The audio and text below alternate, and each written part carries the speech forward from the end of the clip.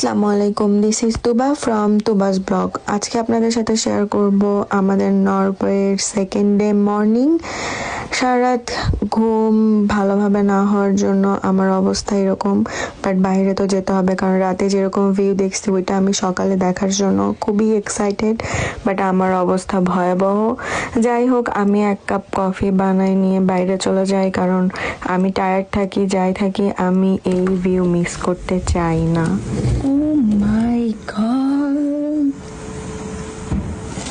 আমার ফেসের এরকম রিয়াকশন দেখে আই থিঙ্ক আপনারা বুঝেই গেছেন যে আমি কতটা স্যাটিসফাইড আর কতটা খুশি, মানে আমার যে কি ভালো লাগতেছিল।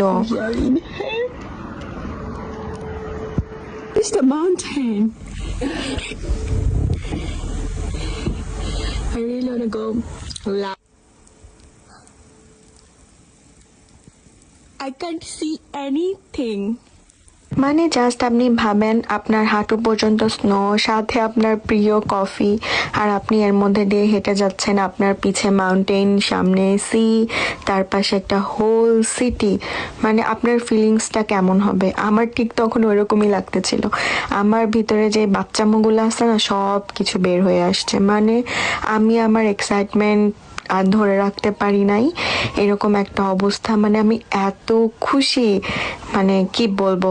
যাই হোক, আমি অনেকক্ষণ কফি টফি খাইলাম, ভিউগুলা এনজয় করলাম। আমাকে অনেস্টলি বলেন তো, সবার এরকম একটা ইচ্ছা আছে না যে একটা বাসা হবে পাহাড়ের উপরে? আমার তো পাহাড় সমুদ্র দুইটাই অনেক পছন্দ, এই জন্য এই অ্যাপার্টমেন্টটা আমার খুবই ভালো লাগছে। আর ভিউ এত সুন্দর ছিল যে কি বলবো, সুবহানাল্লাহ। তারপরে আমরা সুন্দর করে বের হয়ে যাই, আর আজকে আপনাদের নিয়ে যাব সব থেকে সুন্দর একটা মর্নিং ওয়াকে। People are struggling and we enjoy. Come.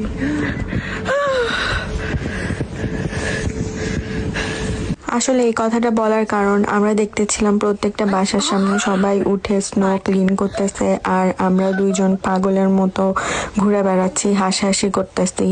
মানে সবাই ভাবতেছে যে দুইটার কি হয়েছে। যাই হোক, আমরা অনেক মজা করে আমরা হাঁটা শুরু করি, আর তখনও মাঝে মধ্যে স্নো পড়তেই ছিল। আর পাশের মাউন্টেনটা যেটা আমরা রাতে দেখছি, ওইটা যে দেখতে কি সুন্দর লাগতেছিল, মানে কি বলবো। ক্যামেরাতে আমি জানি না কেন আসে না, বাট সামনাসামনি ও মাই গড।